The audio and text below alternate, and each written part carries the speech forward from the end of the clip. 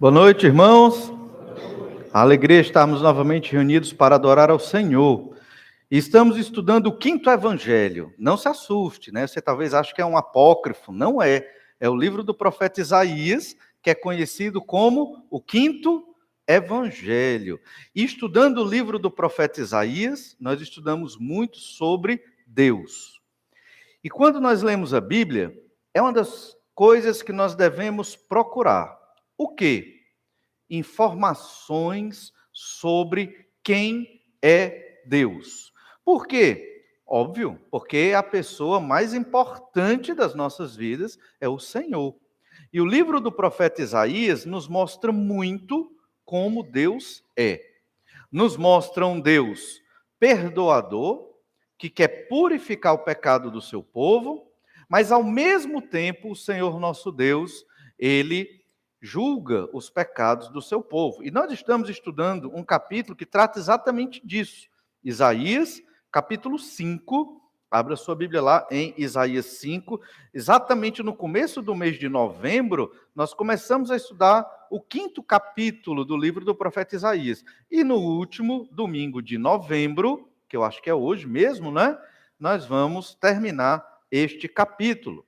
Nós entendemos como um tema do capítulo 5 de Isaías que Deus ama o seu povo, sim, mas Deus pune o pecador.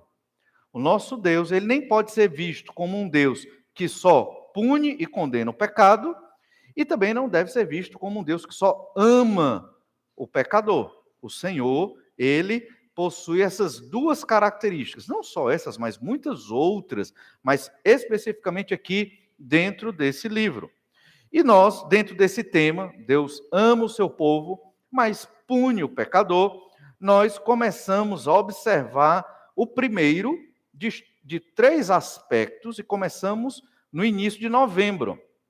E é interessante que esse primeiro aspecto vai do versículo 1 ao versículo 7 do livro do profeta Isaías. Não sei se já aconteceu na sua vida, alguém investir em você. Alguém já investiu em você? Na sua vida, de alguma forma? Alguém já investiu na minha vida, né? Várias pessoas já investiram na minha vida, né? Desde quando eu era criança, que eu precisava fazer um curso para ser aprovado para entrar numa escola, precisava fazer concurso, eu tentei uma vez, não passei, e agora? Vou desistir? Não, vou atrás de alguém que pague um curso para mim. E eu consegui, uma senhora pagou o curso, eu passei o ano estudando. Aí quando foi no dia da prova, fiz a prova e pela graça de Deus passei. Aquela senhora investiu na minha vida, né? Eu era bem novinho. E no seminário, muitos irmãos investiram na minha vida, né? Sustentando meus estudos ali no seminário. E muitos irmãos investiram em outros aspectos na minha vida. Na sua vida, acredito que muitas pessoas investiram na sua vida para você ser quem você é hoje. Você já parou para pensar que Deus, ele investe nas nossas vidas, né? A cada dia, a cada instante, o Senhor está investindo. É claro que Deus é eterno, infinito em todos os aspectos, mas ele está investindo do tempo dele, do poder dele, para nos formar à semelhança de Cristo. E nós estudamos isso no primeiro aspecto desse capítulo 5 de Isaías, cujo tema foi: o Senhor investe no pecador para as boas obras. Deus investe em mim, Deus investe em você para sermos habilitados nas boas obras, porque Deus quer que nós vivamos como Jesus Cristo viveu aqui na terra. Deus investe, não esqueça disso. Isaías estava motivando a nação de Israel, falando exatamente da vinha. A vinha, onde se planta uvas, lá naquela época, em Israel, é uma metáfora usada por Isaías aqui para falar de Jerusalém. Então vamos ler do verso 1 ao 7, só para relembrar. Isaías 5, verso 1. Agora cantarei ao meu amado o cântico do meu amado a respeito da sua vinha. O meu amado, e entenda que é amado amigo, né? O meu amigo, teve uma vinha num outeiro fertilíssimo, sachou-a, limpou-a das pedras e a plantou de vides escolhidas, edificou no meio dela uma torre, também abriu um lagar. Ele esperava que desse uvas boas, porque ele investiu. mas deu uvas bravas, uvas ruins. Agora, pois, ó moradores de Jerusalém e homens de Judá, julgai-vos, peço, entre mim e a minha vinha. Que mais se podia fazer ainda a minha vinha que eu não lhe tenha feito? E como esperando eu que desse uvas boas, veio a produzir uvas bravas? Agora, pois, vos farei saber o que pretendo fazer à minha vinha. Tirarei a sua sebe para que a vinha sirva de pasto, derribarei o seu muro para que seja pisada, torná-la-ei em deserto. Não será podada nem sachada, mas crescerão nela espinheiros e abrolhos. As nuvens darei ordem que não derramem chuva sobre ela, porque a vinha do Senhor dos Exércitos é a casa de Israel, e os homens de Judá são a planta dileta do Senhor.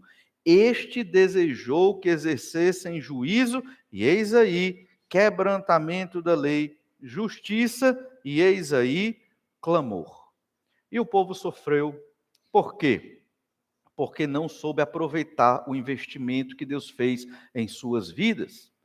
Deus supre o nosso alimento, nossa moradia, nossa saúde, toda a nossa existência. É Deus, não duvide disso. Deus está investindo em nós. Além das pessoas que investem, nossos pais, amigos, professores e a igreja como um todo investe na nossa vida. E nós não estamos, muitas vezes, aproveitando esse investimento.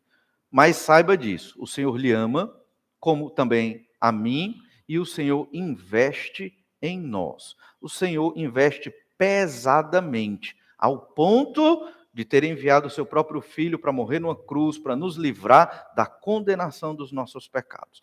Ao ponto de enviar o Espírito Santo de Deus para habitar em nós, crentes em Jesus, para nos fortalecer para vencermos os nossos pecados. Que investimento! Ao ponto de criar a igreja, o corpo de Cristo, a extensão do Senhor Jesus Cristo na terra, para nos capacitar a vencer os nossos pecados. E deixou o manual, a palavra de Deus, para nos guiar até a volta do Senhor Jesus Cristo. Investimento de Deus sobre nós. Pense assim, é um investimento de Deus sobre nós. No entanto, pelo que parece, Israel não soube aproveitar esse investimento. E acontece na vida. Talvez você já tenha conhecido pessoas que tiveram um grande investimento na sua vida e não souberam aproveitar. Jogaram fora e tiveram muitos dessabores e sofrimentos e prejuízos na vida porque não souberam aproveitar. Nós temos que saber, irmãos, aproveitar o investimento que Deus faz em nós. Nós não podemos ser relapsos nisso, temos que nos apegar ao Senhor. Por quê? Segundo aspecto do nosso texto de Isaías capítulo 5, o Senhor julga os que não consideram o seu investimento. Deus é maravilhoso, misericordioso, todo-poderoso, nos ama.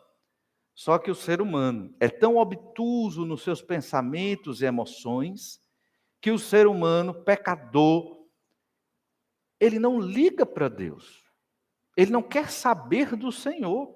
O Senhor, irmãos, ele não tinha a mínima necessidade de vir atrás de nós, para cuidar de nós, para nos proteger, para investir na nossa vida. Porque Deus, o Senhor, ele não precisa de mim para realizar a obra dele. Ele nem precisa de ninguém, porque ele é todo poderoso. Ele não precisa de ninguém para ser feliz. Não precisa. Os nossos cânticos que entoamos é por gratidão a tudo que Deus fez por nós. Ele não precisa desses cânticos. Ele não precisa. Ele é Deus, é o Todo-Poderoso. Mas ele gosta de receber estes cânticos quando cantados de coração, com o coração contrito e quebrantado. Ele gosta, o Senhor ama ouvir as nossas orações quando são sinceras e purificadas, digamos assim, quando confessamos os nossos pecados. Por quê? Porque Deus é bom, Deus é amor, o Senhor é maravilhoso. Mas nós, nos nossos pecados, não sabemos aproveitar todo o investimento de amor que Deus faz para conosco. Faça a retrospectiva dessa semana e veja o quanto você buscou ao Senhor nesta semana passada? Quantas vezes você parou no seu dia corrido? Vou ler a palavra de Deus. Vou orar. Não a oração mecânica, uma oração honesta diante do Senhor. Quantas vezes? Não precisa falar, isso é para você pensar. Isso é uma forma de você medir se você está valorizando o investimento de Deus na sua vida. O Senhor julga os que não consideram o seu investimento. E então, a partir de agora, a partir do verso 8, Isaías apresenta para Israel e Judá 6 ais. O que é um ai? É uma palavrinha que aparece no começo do versículo, e esse ai não quer dizer uma interjeição de dor, mas é uma expressão que se refere ao juízo de Deus sobre uma pessoa ou um povo. E é o que a gente lê exatamente no verso 8, o primeiro ai. Ai dos que ajuntam casa a casa, reúnem campo a campo, até que não haja mais lugar, e ficam como únicos moradores no meio da terra. O primeiro ai fala dos proprietários de terra que expandem os seus domínios sem se importar com os outros moradores. São os megalatifundiários daquela época, que estavam tomando a terra dos outros. E o juízo aqui de Deus, o julgamento, o ai, é ter terras desabitadas e improdutivas. Nós já lemos no livro do profeta Isaías que os príncipes de Israel, que a corte não ajudava os menos favorecidos, a corte não cuidava das viúvas, isso está na lei de Moisés. Era para a nação fazer, não estavam fazendo, não cuidavam dos órfãos de Israel.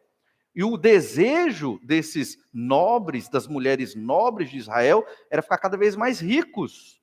Era angariar terras e casas e ficarem mais poderosos. E o povo cada vez mais pobre. E então nós observamos esse problema em Israel. E aí vem o juízo no verso 9. A meus ouvidos disse o Senhor dos Exércitos, em verdade, muitas casas ficaram desertas, até as grandes e belas, sem moradores. Angariaram casas e propriedades e esqueceram da palavra do Senhor. O que é que Deus vai fazer no juízo? Vai tirá-los das suas residências e vai deixá-las sem morador. Onde isso vai acontecer? No cativeiro assírio, para o reino do norte, e no cativeiro babilônio, para o reino do sul. E foi realmente o que Deus fez. Então, é o primeiro ai, o primeiro juízo. E junto desse ai, eles vão perder terras e casas, eles vão perder alimento. A inflação vai aumentar enormemente. Havia inflação naquela época. É o que a gente lê em Isaías 5, verso 10. Olha o que diz aí. E 10 geiras de vinha não darão mais do que um bato. E um homem cheio de semente não dará mais do que um efa. São medidas que nós não conhecemos hoje, mas tem como ser transpostas.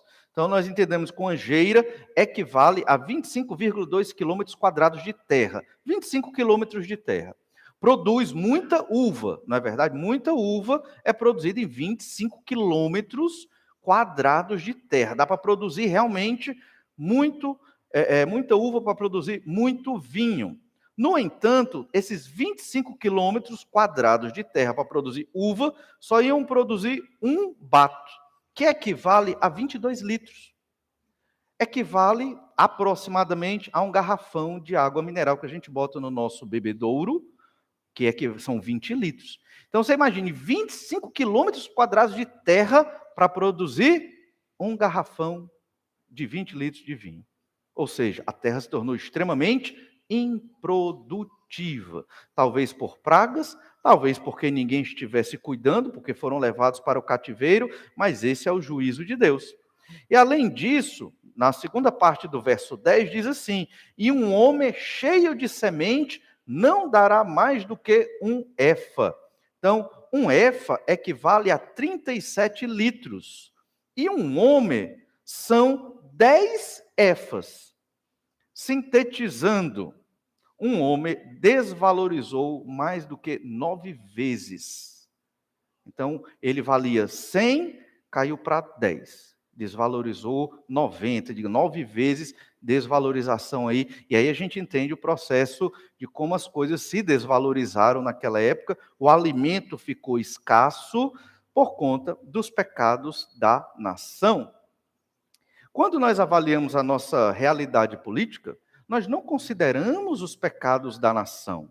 E temos que considerar. A inflação do nosso país aumentou, vai aumentar enormemente. Teve uma época no Brasil que você comprava as coisas de manhã, quando ia comprar à noite, já era um preço dobrado às vezes. A inflação era galopante, era sem sentido. Por que será que Deus permitiu que isso acontecesse? E se Deus permitir que isso aconteça de novo, por que será? Será que essa questão da inflação ou da falta de alimentos é só por causa de uma administração errada? Será que é só por isso? Não. E aí é que nós entendemos tudo ao nosso redor à luz da palavra de Deus. Tudo o que acontece é o Senhor que está agindo. Tudo. Muitas nações que prosperaram no passado tinham a Bíblia quase que como em pé de igualdade com a sua Constituição. Essas nações se distanciaram da palavra, estão se distanciando cada vez mais e estão passando por muitos problemas.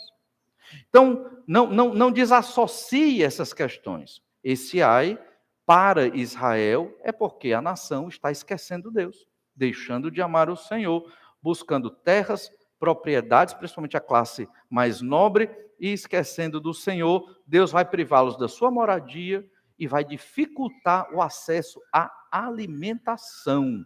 Juízo de Deus.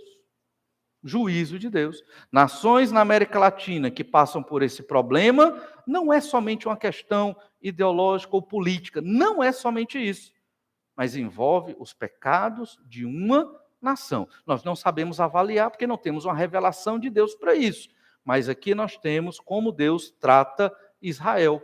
E isso deve servir como paradigma, modelo para nós entendermos como Deus age e para buscarmos o Senhor.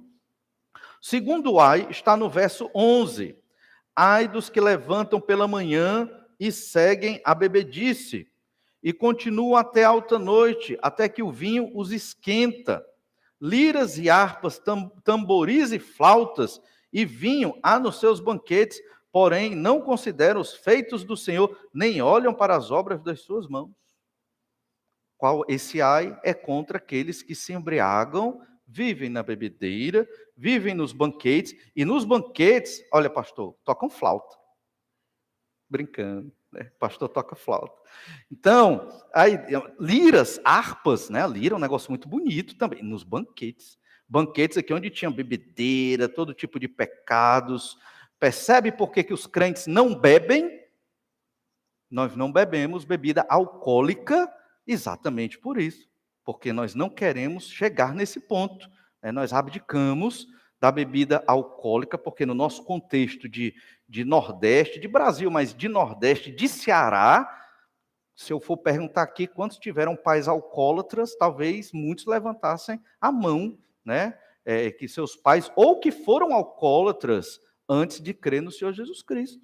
Então nós, cortamos, queremos saber de bebida. Veja, segundo ai, é Deus punindo estes que se esquentam na bebida e que fazem coisas erradas e vão para esses banquetes e que destroem as suas vidas e as de suas famílias por causa desse vício.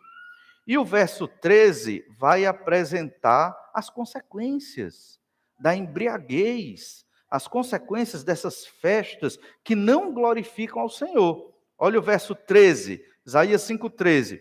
Portanto, o meu povo será levado cativo por falta de entendimento. Os seus nobres terão fome e a sua multidão se secará de sede. Olha, bebiam muito, festejavam bastante, mas não olham para as obras, não consideram os feitos de Deus, nem olham para as obras das suas mãos. Quando se busca essas coisas, esquece-se de Deus. É por isso que o crente não anda nesse convívio, o crente em Cristo. Por quê? Porque isso não traz edificação, isso não é uma bênção, pelo contrário, é destruição.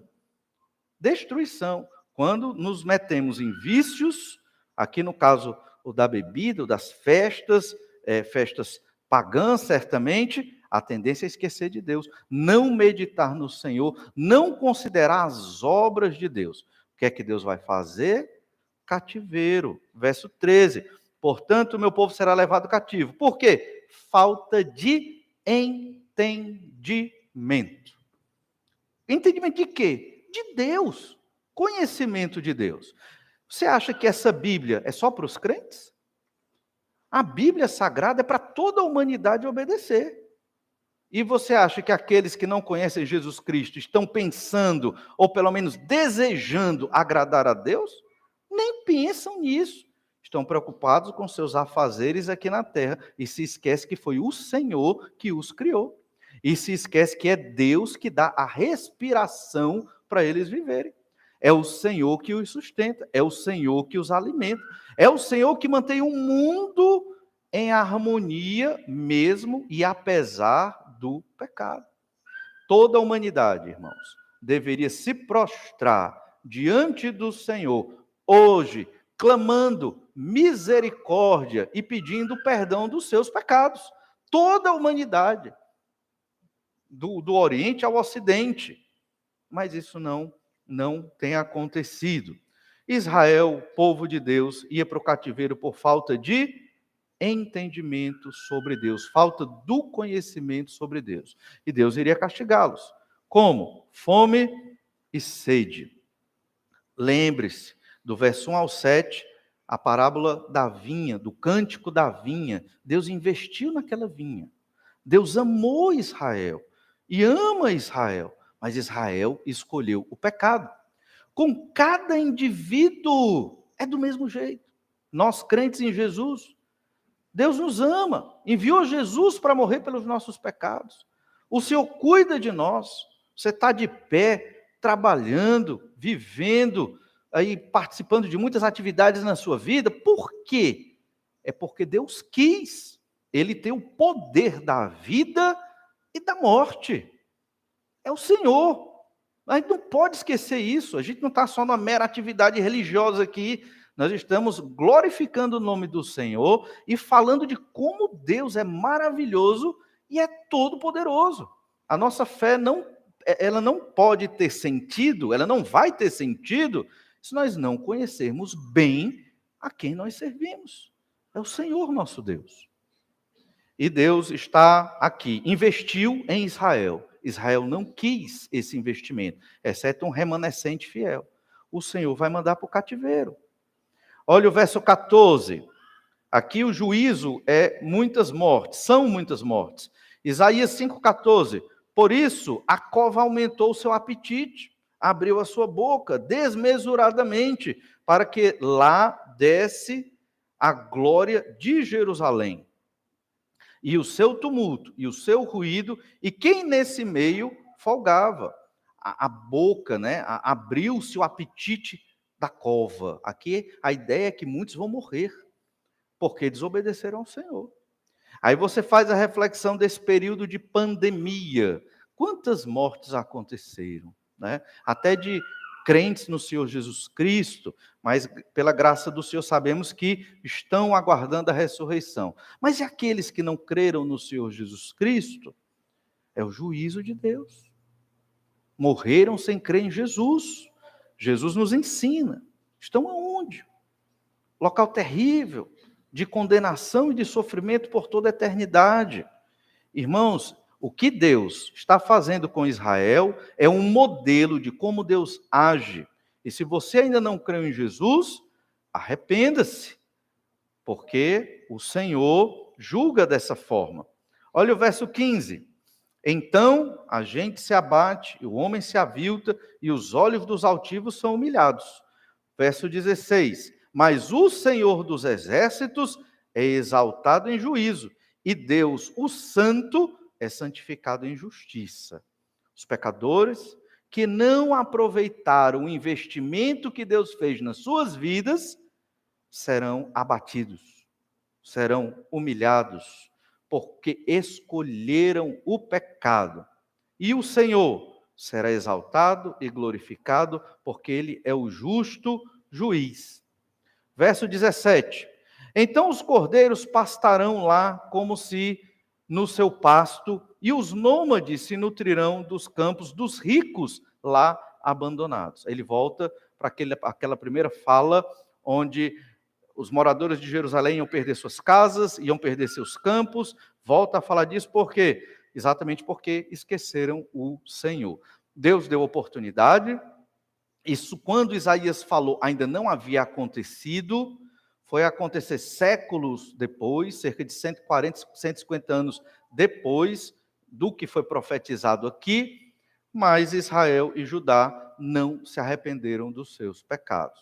Isso deve ser muito importante para nós, entender que nós não podemos viver em pecado. Temos que nos arrepender e conhecer quem é o Senhor nosso Deus.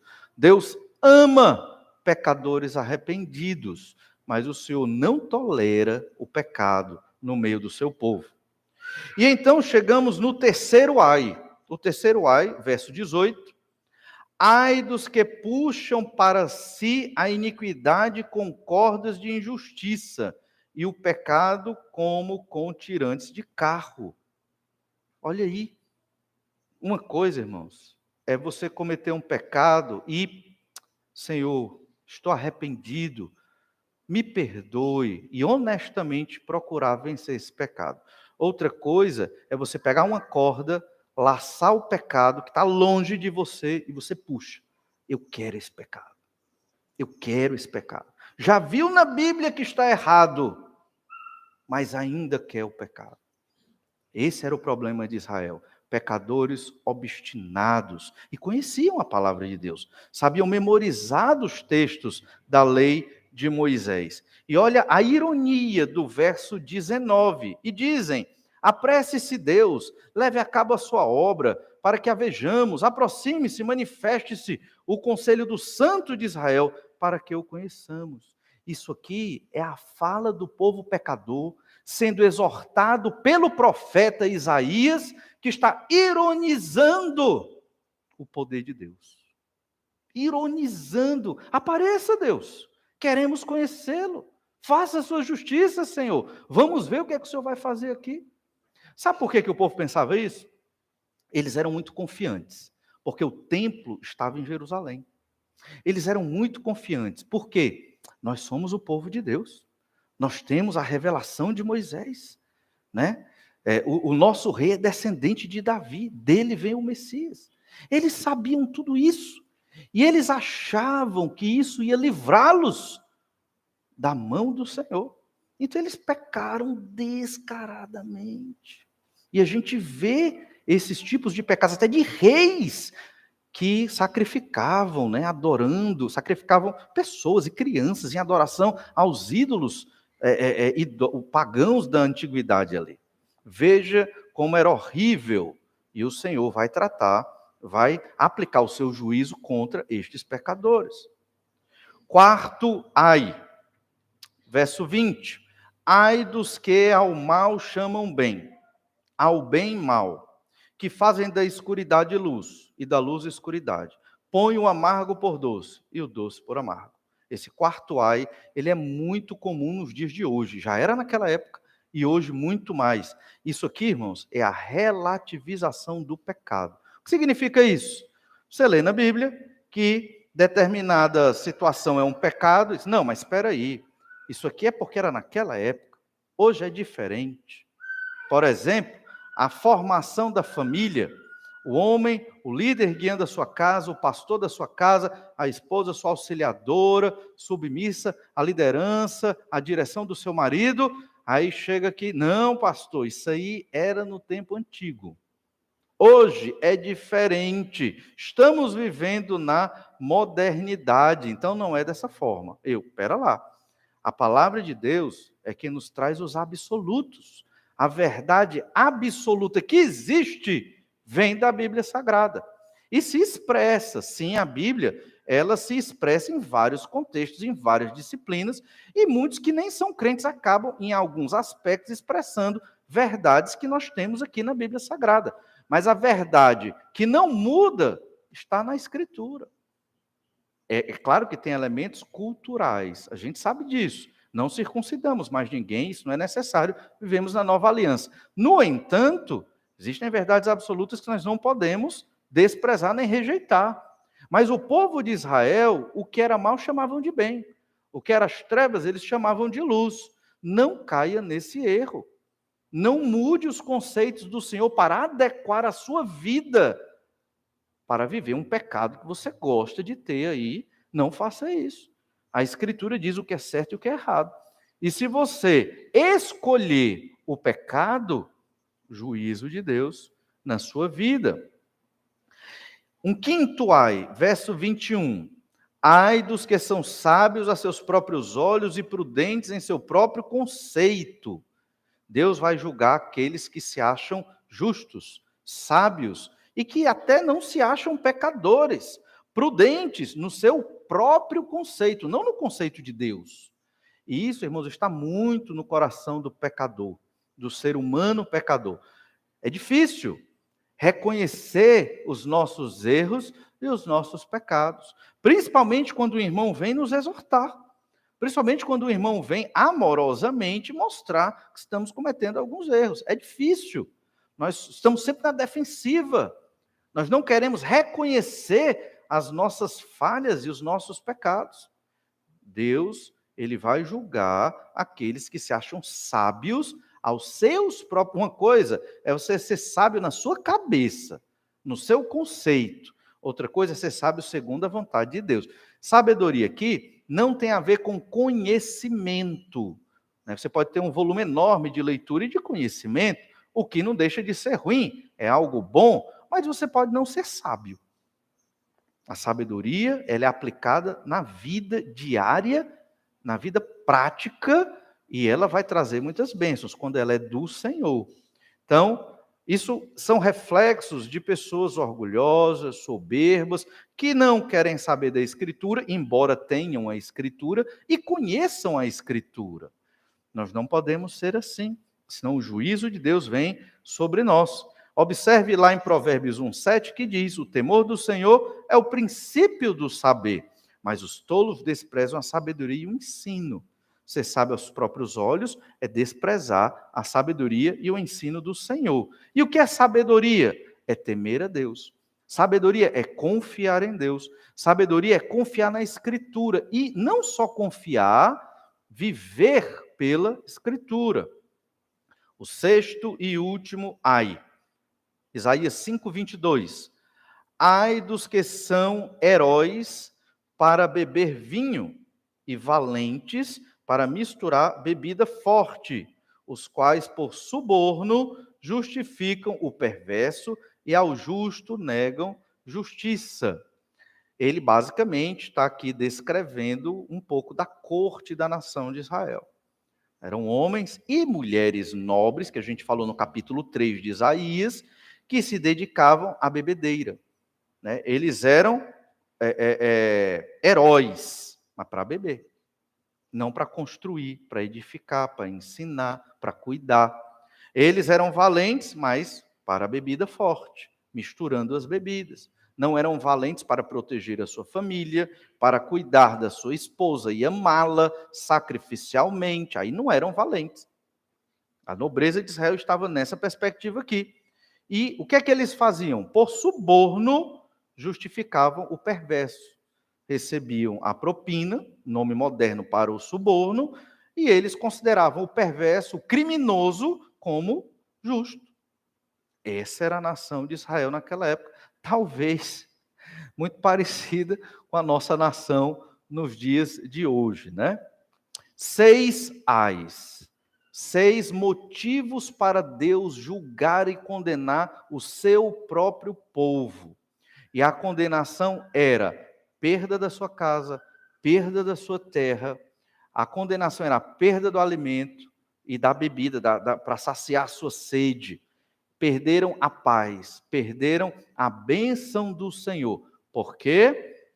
Porque escolheram ser sábios aos seus próprios olhos, foram soberbos, desprezaram o conhecimento do Senhor, não se dedicaram àquele investimento que Deus fez na vida deles. Deus fez um investimento espiritual na sua vida, você que creu no Senhor Jesus Cristo. Alguém um dia pregou o evangelho para você. Você, talvez, muitos pequenininhos, aprenderam muito da Bíblia através de professoras e professores de escola dominical e de pastores. Muitos aqui foram discipulados e treinados nas Escrituras. Tudo isso, irmãos, é investimento de Deus na nossa vida. E nós não podemos desprezar isso e fechar os nossos olhos e viver em pecados. Isaías 5:24, 5:24. Pelo que, como a língua de fogo consome o restolho e a erva seca se desfaz pela chama, assim será a sua raiz como podridão, e a sua flor se esvaecerá como pó, porquanto rejeitaram a lei do Senhor dos Exércitos e desprezaram a palavra do Santo de Israel. É uma planta que vai secar e murchar e vai virar pó, semelhante ao Salmo 1, né? Nós já mencionamos nos cultos de quarta-feira, culto de oração. E por quê? Todo esse juízo contra Israel. Esqueceram a lei do Senhor, desprezaram a palavra de Deus. Isso começa quando o povo deixa de ler a Escritura. Quantas e quantas igrejas têm se distanciado do que a Bíblia ensina? Por quê? Os crentes deixaram de ler a Bíblia. Então, cada um de nós, todo dia, temos que ler a palavra de Deus. É um investimento que Deus faz em nós e que, ao ler, você está fazendo na sua vida. E não é ler só para ler. Você lê, faz o seu devocional para compreender que pecado esse texto trata, que eu posso estar cometendo. É uma pergunta que você faz quando você lê sua Bíblia todo dia. Outra pergunta boa: o que é que eu aprendo sobre Deus nesse texto? Como a Bíblia me ensina que Deus é? Ou que bênçãos Deus tem para mim, segundo a leitura desse texto? São perguntas que nós fazemos para aprender das verdades do Senhor. Irmãos, Deus fez um grande investimento na nação de Israel e eles não aproveitaram. Deus, então, os julgou. E pela história, Deus os condena na prática. Não foi uma condenação ao inferno. Essa condenação aqui foi perder as bênçãos materiais. Entende? Lembre-se disso. A condenação foi perder bênçãos materiais mesmo. Porque Deus queria que o povo sentisse a gravidade do pecado nesta vida. Nesta vida. E o último aspecto do nosso texto é que o Senhor será exaltado. Sempre o Senhor será exaltado. Mas o pecador que não se arrepende, ele vai sofrer os danos. Deus sempre será exaltado e glorificado. Mas se o pecador não se arrepende, ele vai sofrer os danos. Olha Isaías 5:25. Falamos de 6 juízos de Deus. E agora, olha o que Isaías 5:25 vai dizer. Por isso se acende a ira do Senhor contra o seu povo contra o qual estende a mão e o fere, de modo que tremem os montes e seus cadáveres são como monturo no meio das ruas. Com tudo isto, não se aplaca a sua ira, mas ainda está estendida a sua mão. Esse é o Senhor. Monturos de cadáveres, referência às guerras da invasão babilônica a Jerusalém. Monturos de cadáveres. Você imagine uma guerra terrível, montanhas de mortos. A ira do Senhor não se aplacou, mas a mão dele está estendida. Você lembra quando nós lemos Isaías capítulo 1, verso 18? Olha aí. Vinde, pois, e arrazoemos, diz o Senhor, ainda que os vossos pecados sejam como a escarlata, eles se tornarão brancos como a neve, ainda que sejam vermelhos como o carmesim, se tornarão como a lã. Se quiserdes e me ouvirdes, comereis o melhor desta terra. Queira, ouça, se arrependa do seu pecado e busque o Senhor. É isso, só isso. O Senhor não quer que você ande 10 quilômetros de joelho, nem que faça nenhuma promessa, nem que venda sua casa e dê de oferta para a igreja. Isso é mentira, Deus não quer que você faça isso também, não vai lhe garantir absolutamente nada. O Senhor quer que você reconheça os seus pecados, confesse arrependido e busque o Senhor. Somente isso. Eu digo somente, mas eu sei que é muito difícil um pecador fazer isso. E a gente só consegue fazer isso pela graça de Deus, a força do Espírito Santo, nos convencendo do nosso pecado, da justiça e do juízo do Senhor. Olhe bem, se quiserdes e me ouvides, comereis o melhor desta terra. Pecados terríveis podem ser perdoados. O Senhor transforma a vida de um pecador de tal modo que ele fica irreconhecível depois de sua conversão. Verso 26. Isaías 5, 26. Ele arvorará o estandarte para as nações distantes, e lhes assobiará, para que venham das extremidades da terra, e vêm apressadamente. Claramente, Isaías está profetizando o cativeiro babilônico. Deus vai assobiar e as nações virão para destruir Jerusalém. Verso 27. Não há entre eles cansado, nem quem tropece, ninguém tosqueneja, nem dorme, não se lhe desata o cinto dos seus lombos, nem se lhe rompe das sandálias a correia. O que significa essa descrição? Os soldados de outra nação que virão invadir são extremamente fortes, poderosos, equipados, disciplinados. Eles não dormem, eles não se cansam, eles não vêm andando, eles vêm correndo. Sede de conquista eram os babilônios. E eles só vieram por quê? Deus assobiou para eles virem. Os babilônios foram usados pelo Senhor como o juízo de Deus sobre o seu povo. Não porque Deus é mau, mas porque o Senhor é um juiz.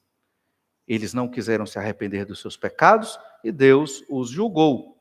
Ainda no verso 28, as suas flechas são agudas e todos os seus arcos retesados. As unhas dos seus cavalos dizem-se de pederneira e as rodas dos seus carros um redemoinho. E aqui é a descrição das armas, dos carros de guerra, muito bem equipados, resistentes, potentes. Era o melhor digamos assim, da tecnologia militar daquele período. E o verso 29, o seu rugido é como o do leão. Rugem como filhos de leão, e rosnando arrebatam a presa e a levam, e não há quem a livre. Como o leão que vem, mata a sua presa e leva ali para o seu covil, para poder dar para os seus filhotes, e eles, a família ali, devorar, assim iria acontecer, e realmente aconteceu. Os babilônios vieram, pegaram Israel e levaram para a Babilônia. Um dos primeiros deportados, nós conhecemos muito bem, foi o profeta Daniel. Depois o profeta Ezequiel também, e vários judeus e israelitas foram levados ali. Por que isso? Por que Deus foi tão duro? Por que o Senhor maltratou o seu povo aqui? Pecado. Isso nos ensina a gravidade do pecado. Pecado não se brinca. Com o pecado não se relaxa. Com o pecado, irmãos, nós temos que ser radicais. Não deixe o pecado entrar na sua mente, na sua vida e na sua família.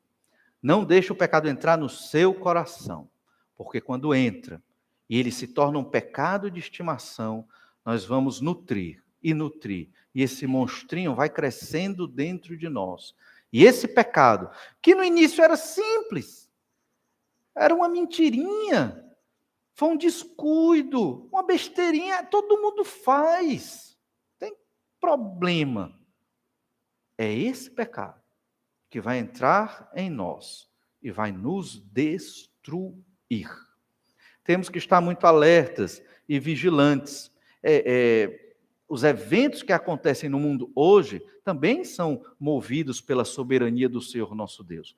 Nações pecadoras hoje são punidas porque não obedecem à palavra do Senhor. As coisas não mudaram. A gente só não tem a revelação assim dia a dia, atualizada. A gente não tem. A nossa revelação aqui foi do que Deus operou lá em Israel, mas é o mesmo Deus. que nós temos que entender. Lendo esse texto, nós ficamos, como pode Deus fazer isso? Mas, na verdade, o Senhor não é mau, pelo contrário, amoroso, maravilhoso, bondoso. Deus investiu na vinha que era Israel. Não souberam aproveitar. Deus os julgou, Deus saiu exaltado, mas o pecador é que sai quebrado e sofrendo. Por quê? Porque não reconheceu o seu pecado. Deus, ele não rejeita um coração quebrantado e contrito. Deus não rejeita. Agora, pecar e continuar vivendo nos pecados, aí o Senhor vai tratar. Com os seus filhos, Deus trata de modo todo especial, como estamos vendo aqui. Mas também vamos ver ao longo da profecia de Isaías, que até com as nações que não temiam a Deus, o Senhor também julgou, porque não obedeceram à lei do Senhor. Ah, mas eles nem eram convertidos? Não importa. Não importa. Todo ser humano tem que se prostrar diante do Senhor nosso Deus. Não o Deus da igreja batista, não. Mas o Deus que criou os céus e a terra, Pai do Senhor Jesus Cristo. A esse Deus, toda a humanidade deve se prostrar. Deus ama o seu povo, mas pune o pecador.